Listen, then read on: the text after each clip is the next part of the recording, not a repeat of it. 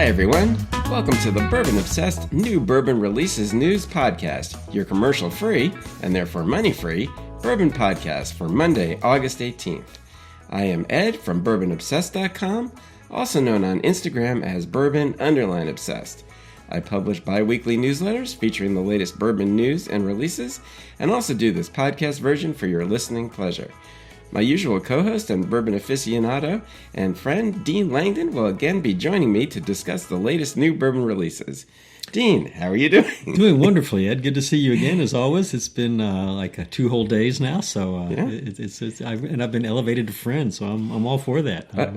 It's always said friend. I know. I think I lost it in this last week's rendition. Bourbon friendships are the best friendships, are they not? So, they are.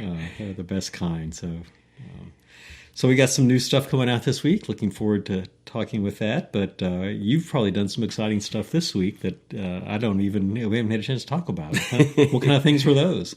Well, I went to a bourbon tasting at a friend's house on Friday, and that was an interesting one. We tried a whole bunch of single barrels. Well, good. Were any of them any good? I don't know. My friend has questionable taste, so... Of course, they were good.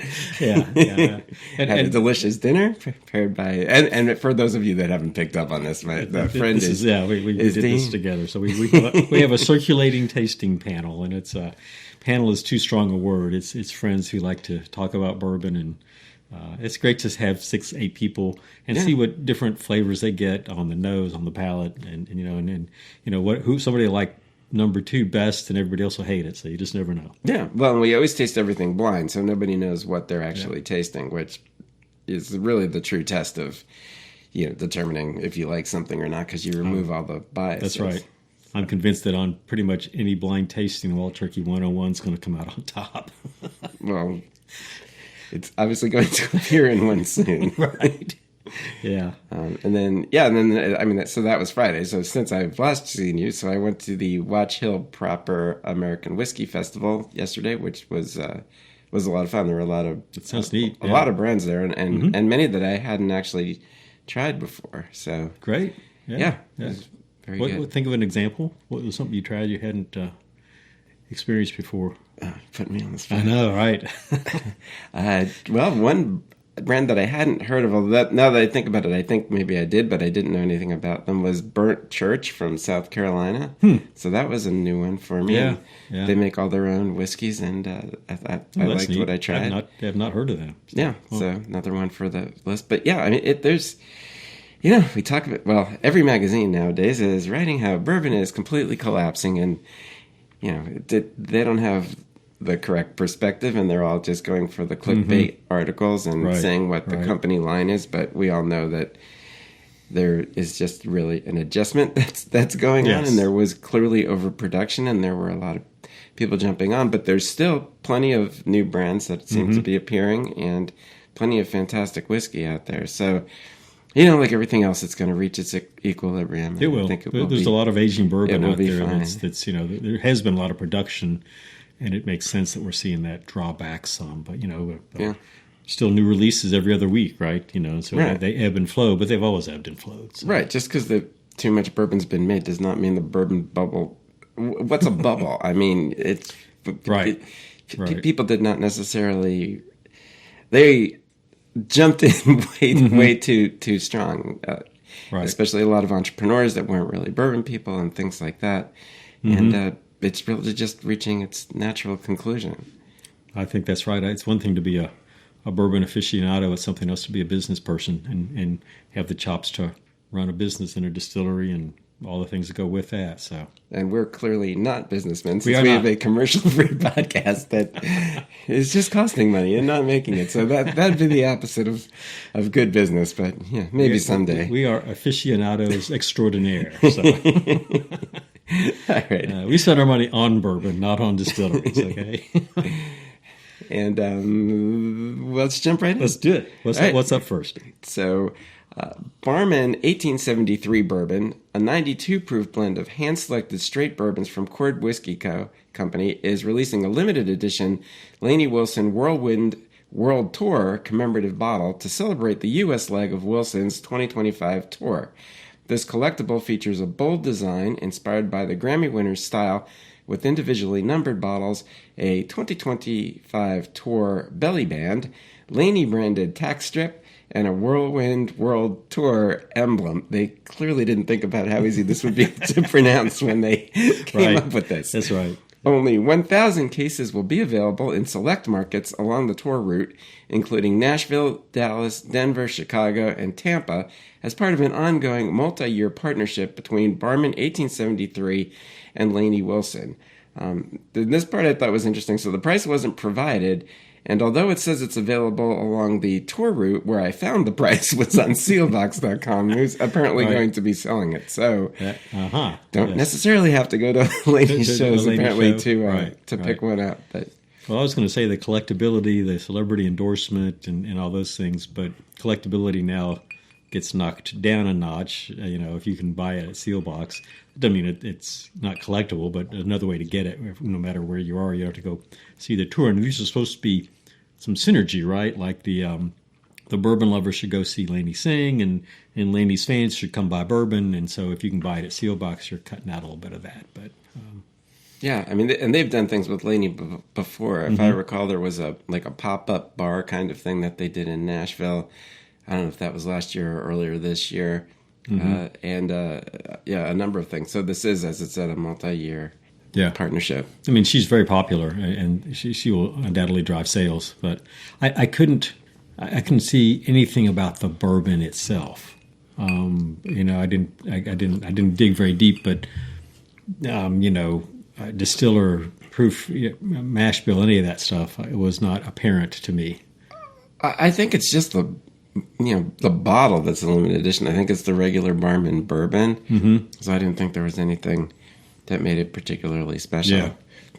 But, all right, so moving onward, Heaven Hill Distillery has announced the 19th edition of the Parker's Heritage Collection, a Kentucky straight American whiskey crafted from a blend of 3 mash bills: 15-year-old wheated bourbon, 11-year-old corn whiskey, and 12-year-old whiskey made from rye and malt. Bottled at cask strength, 122.5 proof, and non-chill filtered, the 160-barrel release will be available in limited quantities beginning September 2025 for $179.99. A portion of proceeds will once again be donated to ALS research and patient care in memory of late master distiller Parker Beam, continuing a tradition that has raised over $1.4 million since 2013. That's an interesting blend of the products going into that are really interesting, and it shows some of the willingness of Heaven Hill to experiment. I didn't know they had a corn whiskey, although I'm not surprised by that. I don't know that I've ever seen. Well, of course, you know they have a corn whiskey, the mellow corn. Yeah, there you go. So, but rye and malt, I don't know that I've ever seen a whiskey that is just based on rye and malt. I've seen rye and malted rye. I guess, maybe some of the 95.5s are rye. Yeah, malt, I mean, there's some high rye. High malt rye. It's not all that common. But, Heaven Hill has always been producing all the different types of whiskey. So looking at the ages on these, as you'd expect, I mean, these whiskeys have been getting older. And, Parker's is always some sort of an interesting... It's not just a run-of-the-mill bourbon release. That's not what it's used for. It's always... something that's got some unique characteristics to it. So it being a blend like this would certainly not be surprising. You probably know historically 160 barrels. Do you think that's about average? I mean, that's not a whole amount for national distribution, but it might make it easier to find one. Well, I think it's always hard to tell, but things that are straight bourbon tend to be much harder to find as they start becoming other types of whiskey. They tend to be a little less desirable. Yeah. So I suspect this won't be super impossible to get just because people get a little less excited when they are the blends like this. Yeah. Yeah. So, but we know it's going to be good because they wouldn't be putting it out if it wasn't. So yeah. Yeah, well, hopefully, we should get to try it. Awesome. So, All right, so moving on. The World Whiskey Society is honoring Doc Holliday's 174th birthday on August 14 with the debut of its first ever cast finish bourbons. 4 limited edition expressions are being released. Doc Holliday 8-year bourbon, Oloroso sherry finish. Doc Holliday 13-year bourbon, Oloroso sherry finish. Doc Holliday 8-year bourbon, Armagnac finish, and the 13-year bourbon version of that as well. Crafted in Kentucky, each whiskey combines traditional aging with innovative finishing in fortified wine and brandy casks, creating unique flavor profiles. That sounds a little like marketing, but it is true. It is true, sure. Yeah. And they didn't provide the prices and proofs, which World Whiskey Society comes out with a lot. We've talked about they do like a lot, but they often don't provide very much information about the whiskeys, right? And I mean, here we don't even have the proof in the price. Doc Holliday is a Missouri distillery, is it not? No, that's Holliday. That's okay. Yeah, Ben Holliday. You're right. Doc Holliday is something. So I had to show my lack of knowledge there on tape and on the podcast. So. Yeah, there's similar names. They're spelled differently too. Right. Okay. I think I looked this up on the website, and I think these are somewhat reasonably priced. Maybe like $99 and $129. Oh, do they have a price now? I could be wrong about that. I put the newsletter together. They didn't have the price yet. Yeah. I'll see if I can find it while we're. They just said they were coming soon. But yeah, I think it is priced out. Huh. So, okay. And it's interesting. I mean, it'd be fun from a tasting perspective again to do the 8-year next to the 13-year. They're both the same finish, right? But we don't know they're the same anything else. That's the thing. Right. They only gave the true. mash bill for one of these, and so we don't know that that's the same mash bill for all of them. If they've all got the same base, if they did, that would be a very interesting side by side comparison. Yeah, but yeah, I'm not finding those prices, but I think that's my recollection. So they weren't, very very expensive overall compared to some of the things we see from their whiskey. So, what about the finishes? What do you think about their choice? If this is the first time they've done that, well, the sherry's fairly classic finish. Armagnac. We see that in cigar blends and a few other things, not nearly as much. I don't know. I mean, they're both, we've talked about the prefaces and finishes in the past, and I mean, both of those are going to be fairly sweet. I guess behind you is one of the Bardstown, they've done Armagnac finish that went very well with bourbon. Sherry, is sweeter too. It can go well with bourbon. I mean, I still think ryes generally finish better with anything sweet. Yeah. But I think it's a pretty safe choice. The Armagnac less so than the sherry, but it's still there's enough of it that's been out there. People have been exposed to those finishes. Yeah, and so there's people doing some rather unique finishes. I'm not sure the marketability of those. These should be fine from that perspective. Yeah, I mean, Bardstown's the Chateau Labaud was very well received, especially the first release of it. Yeah. The second was good too. Maybe there was more of it, I don't know. But the first one was the one that was very much seemed to get all the accolades and demand. Again, to your earlier point, no information here about is it Pedro Jimenez sherry? Is it Labaud Armagnac? We don't get any real information about. No, or if it's a high rye. Yeah, bourbons. Right. Yeah. So it's hard to draw conclusions, or it's hard for us to geek out about it because we don't know enough. Right. Which I wish they would provide more information. I'm not sure why. Yeah, we've talked about that before. I mean, a lot of times they have ornate bottles and packaging and decanters and things like that, and it seems like their focus is often on that. Right. This one, it sounds like the focus is more on the whiskey and the finishing, but we don't have the details. I don't know. Maybe when the price appears and we start seeing it a little more, there'll be a little more information about it. Yeah, we would hope so. All right, moving on to Utah. So, High West Bottled and Bond Bourbon is a straight bourbon whiskey crafted in-house at High West Distillery in Wanship, Utah. Produced in accordance with the Bottled and Bond Act of 1897, This whiskey is made from a single distilling season by one distiller at one distillery and aged a minimum of 4 years in a federally bonded warehouse. So basic bottled and bond rules. It is bottled at 100 proof, which it has to be, and showcases a high rye mash bill of 64% non-GMO yellow corn and 36% rye, which was crafted for a bold flavor, which sounds like it should be. Right. And its suggested retail price is $79.99. If I'm not mistaken, this is the first bottled and bond High West has had that they've actually made. Well, they came out with the rye recently. This is going to be the first bourbon. Okay. Yeah. And interesting that there's not any barley at all in the mash bill. I mean, most distillers feel like they've got to put some barley in there to help the yeast convert alcohol more efficiently, right? And so it's interesting to see they didn't use any barley in this. So we'll see, if that really has an impact on taste or not. Well, it's not to help to convert. It's for the starch conversion in the mash. Is what you need the enzymes in the malted barley from. But nowadays a lot of people use enzymes. Just it's more efficient. It's more predictable.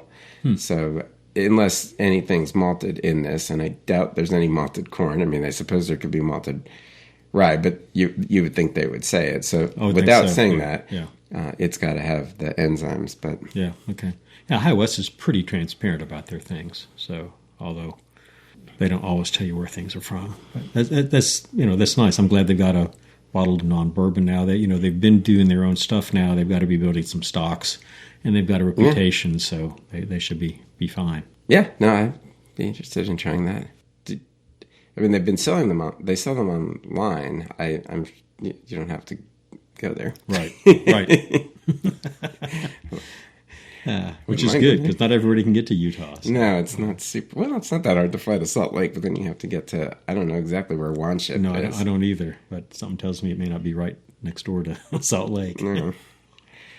All right, going to the other side of the country, the A. Smith Bowman Distillery has announced the release of Abraham Bowman Oak Series Hungarian Oak, the third and final expression in its experimental oak series, of which we've tried none of them.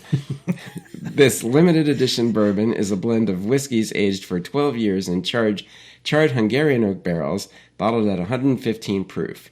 Each 750 milliliter bottle will be available for $79.99 via an online lottery. The lottery to purchase begins August 11th, so it just began. Mm-hmm. And people have to hurry because it ends August 18th, so that's the day the podcast comes out. But if you subscribe to my newsletter, you would have had a 3-day jump on that. Yes.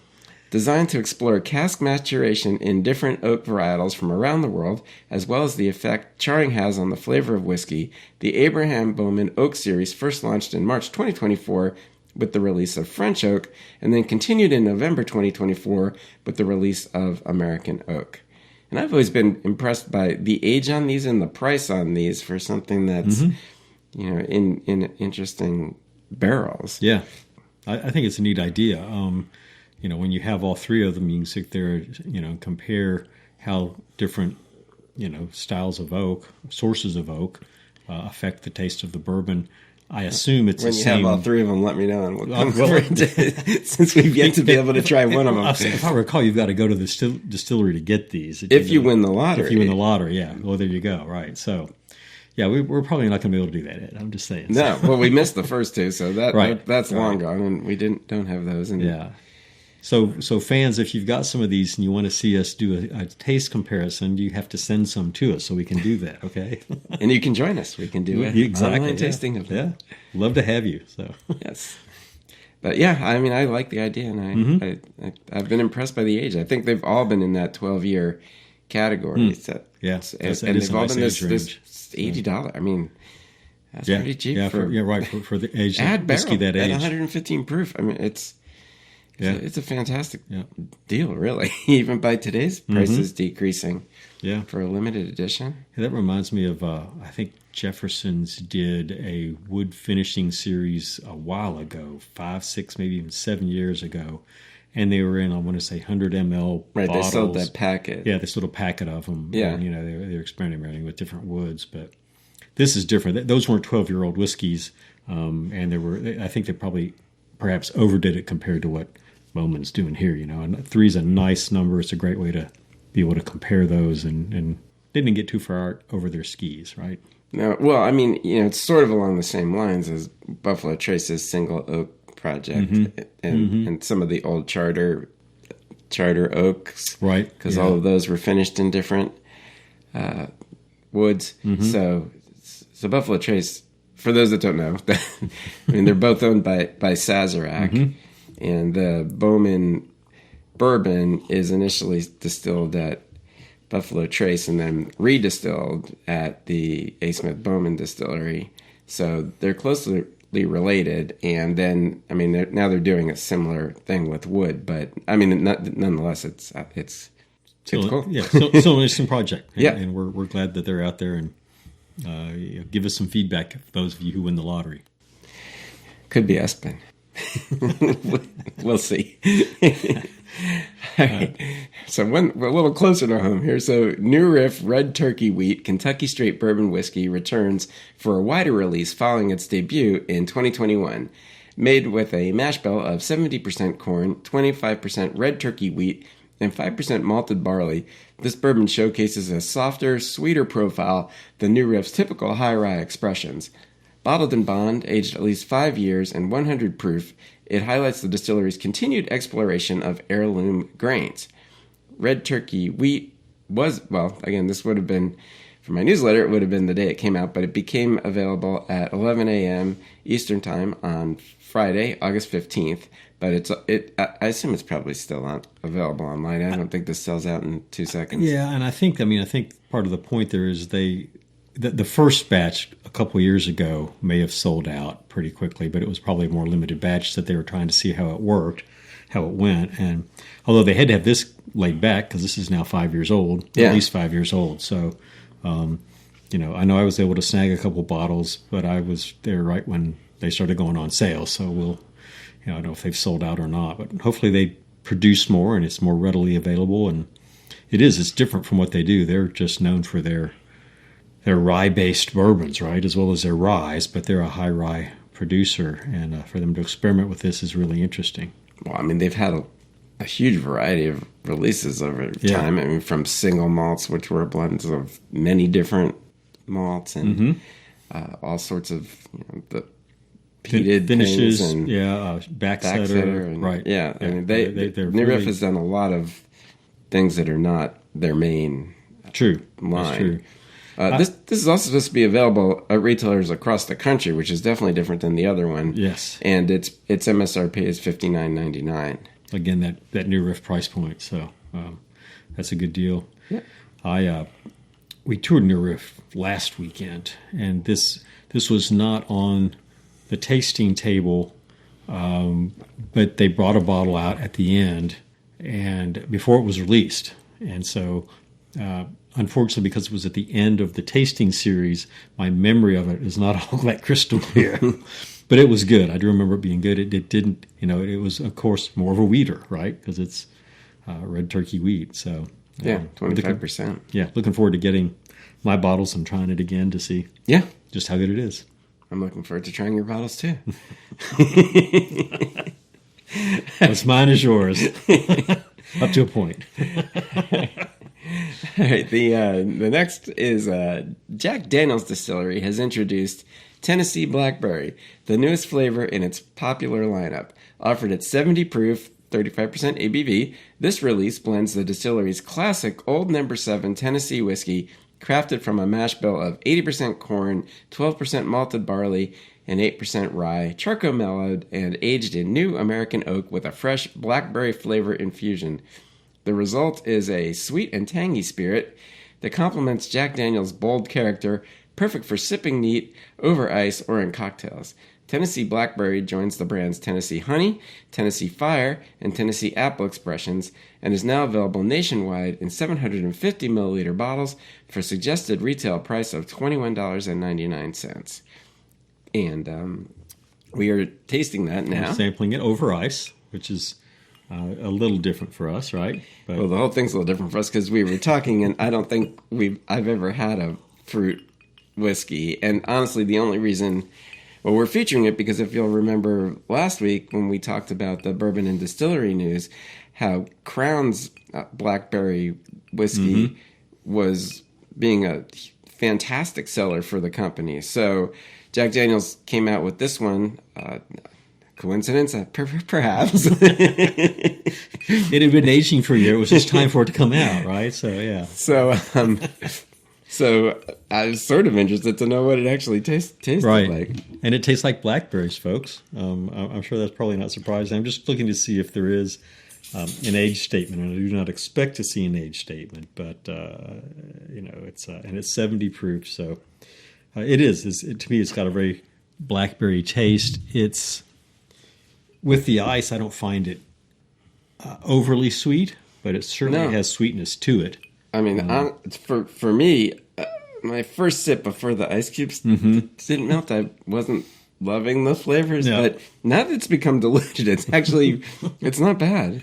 It may not be a neat sipper, folks, but in the right cocktail, I'm sure it would be really interesting. I don't know how people drink these things, but it would seem to me that most people would drink this either over ice or mixed with something. Right. I don't think people are drinking the fruit things neat. I mean, maybe as a shot or something, but my image of the individual who asks for a shot of Jack at the bar and pounds it down is not going to ask for a shot of Jack Blackberry and do the same thing. But expand the market, right? I mean, there's somebody clearly if Crown Blackberry is selling buku, this will undoubtedly sell pretty well too. And well, remember the peach one? I mean, that one you couldn't even buy. But I forgot what people were doing. I mean, they were mixing it with something, like a soda of some sort. I think. I think that's right. So people probably mix these, I guess. But yeah, it's not sure we're going to be fruit bourbon obsessed, but yeah. Yeah, I was thinking that I shouldn't say this, but it probably might work at a kids' party. But of course, you can't use it. You can't use it at a kids' party, folks. And remember, Dean is an attorney. Just do not make popsicles out of this. It's a bad idea. So that's Langdon, Langdon. Yeah. It's a good thing that your kids are grown. My insurance is not paid up, and I have no assets. So good luck, folks. And he's a bankruptcy attorney, so there you have it. He's well prepared for the repercussions. All right, moving on. So I haven't seen the press release for this one, but we know it exists. The Old Fitzgerald Bottled and Bond 11-year-old VVS, the 2025 release. A few media outlets have reported on it, so I don't know if this is another one where they only sent some worthy few the press releases. But bottles were released at the Heaven Hill Bourbon Experience a week ago now, so it's obviously here. Yes. But I'd like to see something official about it. But what we do know, it's the second Old Fitzgerald release of 2025, and it's another maroon label, which is what the VVSs are. And the VVS, for those who don't know, stands for very, very special. And the Old Fitzgerald decanters were supposed to have spring and fall releases, and those have green and black labels. But occasionally they have a third one during the year, and that's the VVS, and that's going to be the maroon label. And last year it was the 13-year-old, which got all sorts of acclaim. Yeah. So it's being followed by this one. So this is the fourth release in the VVS series, with the most recent being the 13-year-old from last year, which received much acclaim. Oh, look, I even wrote that in my little summary. I wonder who wrote that. I don't know. While that one had been distilled in 1999 and vatted for later bottling, this one is a more recent rendition, being distilled in April of 2014. Like all recent Old Fitz decanter bourbons, it's made from a mash bill of 68% corn, 20% wheat, and 12% malted barley, and is bottled in bond and therefore 100 proof. The price is reported to be $169.99 for a 750 milliliter bottle. Like all prior VVS releases, it should be available only at the Heaven Hill Bourbon Experience, although you never know with Heaven Hill, and it could wind up elsewhere. And last year it was at the Kentucky Bourbon Festival, where they sold quite a bit of it. So this year that may happen again as well. Well, I hope so. So I'm looking forward to the Bourbon Festival coming up, and it's always great to just be surprised by what kind of bottles you can find there. I mean, every distiller has several bottles available, and Heaven Hill has their wonderful own little sort of shop, if you will, right, sort of in a corner, and the line out at the Heaven Hill is usually lengthy, especially first thing in the day. So. And they have been moved this year because of that line. So now they're going to be out in that big parking lot area where the great tent is. Oh, okay. Yeah. I think Bardstown Bourbon Company may be with them, which also had a big line. Shaking it up, yeah. And, it's these lines caused lots of logistic problems with everybody else trying to enjoy the festival. I mean, you had to navigate around them. So it was pretty disruptive. So we'll see how that works this year. I'm glad I'm not handling the logistics for the Bourbon Festival because it's an amazing event, but boy, is it busy and there's a lot to cover. So there's quite a bit that they need to arrange when they're trying to find where distilleries should go. And part of it does have to do with anybody that has games, anybody that has any other things, the people that cause crowds to form. Right. I mean, it creates bottleneck areas, so you have to put them in places where, because people are still going to go. There's no out of the way. Like if you, people are going to go to Heaven Hill if you put them like 5 blocks away. Right. It really, it literally makes no difference to how many people are going to go there. And so you just need to make it so it doesn't disrupt other things. Yeah. There really is an art to that. I've been at the Woodland Art Fair, my T-shirt today, and it's an annual art fair here in Lexington with like 200 artists, but 70,000 people visit that in a local park over 2 days, and the logistics of arranging that, and between artists, food vendors, they do an amazing job. Wow. The flow is still somewhat bottlenecked, but there's only so much you can do with 70,000 folks. So I had no idea that many people went to that. It does, yeah. So shout out for next year. It's over by now, but next year, middle of August, it's always great. It's wonderfully warm. Yes, wonderful. Right. Moving onward. So Garrison Brothers Distillery, where it's also warm, will release its rarest expression, the 2025 Laguna Madre Texas Straight Bourbon Whiskey, on September 6, 2025 at its High Texas Distillery. Limited to just 3,000 bottles, Laguna Madre is aged 8 years, 4 in American white oak, and 4 in rare French Limousin oak casks, which are made from trees over 120 years old. Part of the proceeds benefits Flatsworthy, a nonprofit promoting coastal conservation and respectful angling. Each bottle comes in a custom wooden display case with a Texas Gulf Coast photo. It's bottled at 101 proof, and its suggested retail price is $349.99.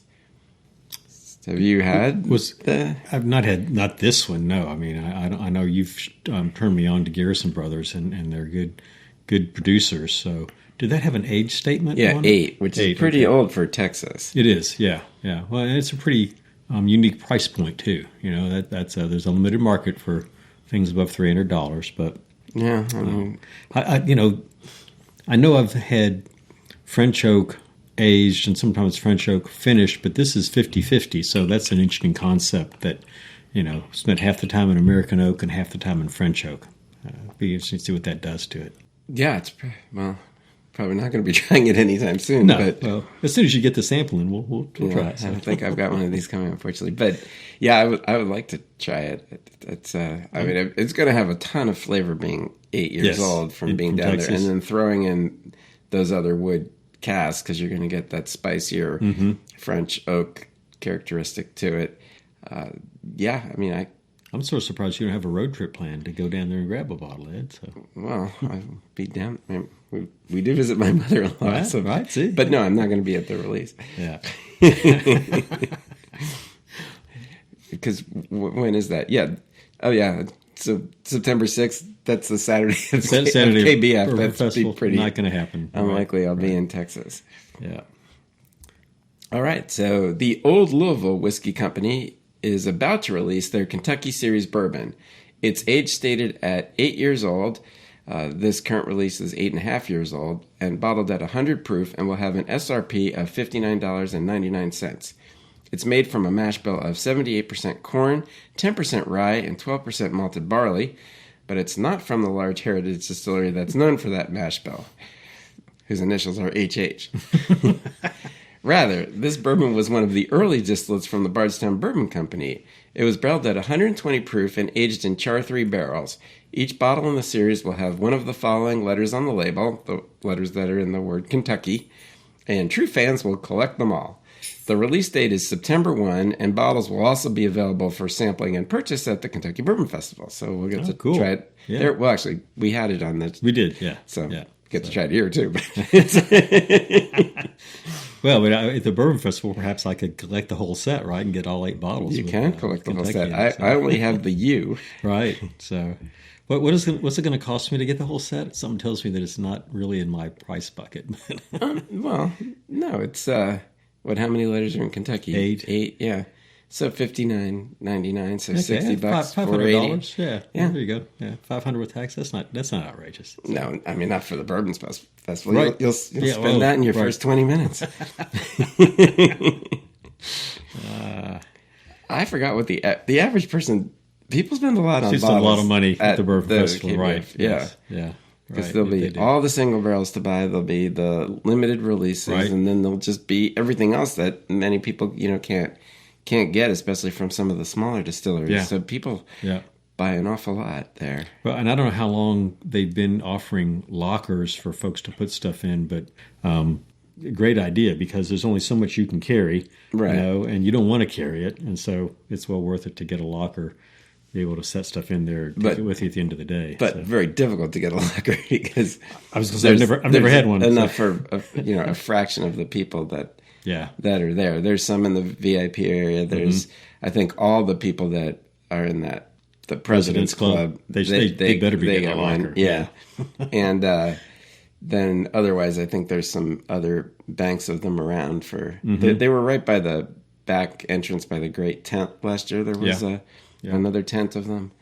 But they're also, I don't know if this happened or not or how it's going to work, but there was talk of having some sort of a company that was somehow able to ship bottles so you could just, sort of digitally order at the distilleries and have them shipped. I'm not sure if the logistics of that, I think, are fairly complicated. And I don't even know the legality of how that entire thing works and if everybody would be eligible to do it. But if doing something like that would make it, well, people would spend way more because they wouldn't have to carry anything around. Right. I mean, you just go through and order and it shows up at your doorstep a week later, right? Yeah, how awesome. And so on a pallet. So yeah, well, it depends how much you order. Right. And that 18-wheeler pulls up out front. I was thinking more of a U-Haul truck, but whatever. You do you. Okay. And when your wife puts you and your whiskey on the front lawn. So let's go back to Old Louisville whiskey for a second. Do you think this is a Bardstown bourbon produced juice? Yeah. Yeah. Okay. I no, it is. It's one of their early Bardstown. Yeah. Okay. Because when Bardstown produced initially, I think their first 6 months or so, the majority of it was for their contract people that they already contracted with. So, so this was one, and I think this was purchased. I don't actually know when Old Louisville started, but I think he purchased it as a new make. Okay, back then. Oh, good for him. Yeah. So, yeah. But again, good. Look at the price point though. 8.5-year-old at $59.99. I mean, that's very good price point. Yeah. Yeah. Yep. So, all right, and then our last one is Woodford Reserve has unveiled its newest distillery series release, 12-year-old American single malt whiskey. Crafted from 100% malted barley, this unique expression was triple pot distilled and aged for 12 years in used whiskey barrels, intentionally held for this long-awaited release. Bottled at 90.4 proof, sounds familiar, the whiskey offers a complex profile with notes of sweet, nutty malt, soft caramel, warm spice, and subtle citrus. It became available starting August 14, 2025, for a suggested retail price of $99.95 for a 375 milliliter bottle. Distribution includes select Kentucky retailers, the Woodford Reserve Distillery, and Woodford's online store, although it doesn't ship to many places, Kentucky, North Dakota, Nebraska, New Hampshire, and D.C. So if you're in that in unusual locales. collection Yes. of states, you could get it shipped to you. Right. To celebrate the release, 2 special events will be held on the Woodland Reserve. So you got Woodland in Woodland Arthur, Woodford Yes. Reserve. Is there a link? I don't know. Stop messing with my mind. Will be held at the Woodford Reserve Distillery on September 5th. So right in the middle of the Bourbon Festival on the Friday. There's a premium tasting with Elizabeth McCall, Master Distiller, at 1 p.m. Eastern Standard Time, where you can enjoy a 45-minute guided tasting with Master Distiller Elizabeth McCall, featuring the new release and other distillery series malts. And tickets are $175 and include a bottle. So that's actually pretty reasonable because Woodford tends to charge an awful lot for their Master Distiller events. Yeah. And then there's a bottle signing with Elizabeth McCall, from which I'm assuming is free, from 2 to 3:30 that day. But again, we will be in Bardstown at the Bourbon Festival. Otherwise engaged. But. And I suspect a lot of people will, but someone will go. Well, the Bourbon Festival sold out, so not everybody's able to get tickets. Those that didn't, they can go to Woodford and tell us how this is. So that's a pretty high age statement for a single malt. You don't always even see age statements with single malt whiskey. So don't think I've seen one that's had a 12-year-old age statement before. But not surprising, I guess, because they have their malt whiskey, right. And I'm trying to think now if there's been other malt whiskey in the distillery series. Yeah, that's a good question. I don't remember any, but that doesn't mean anything. So, but so since they've been making it though for a long time, I mean, it's not surprising they've got a 12-year old. Yeah. And plus, it could have been made at the Brown-Forman distillery. It could have been. I mean, but we know when it's 90.4 proof, we know where it's from. So exactly. Yeah. Alrighty.